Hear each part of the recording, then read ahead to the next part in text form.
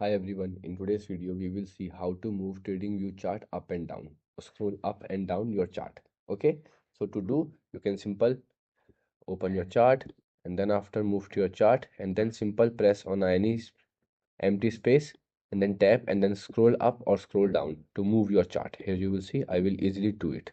Okay, if you are not be able to do, don't worry, you can simple go to the right side time frame, right click on it and then enable the auto fit adjust screen, and now you will see that it will not enabled.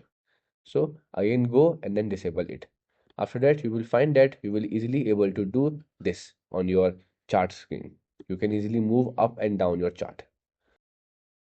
Now for the mobile users, you can scroll up and down the chart. You can simple follow the same step. You can firstly long press on your time frame. Now here scroll down.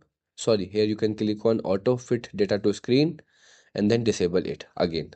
One enable and then disable and then double tap on the screen. Okay, and then here you will see you will easily able to move your chart up and down. Okay, goodbye.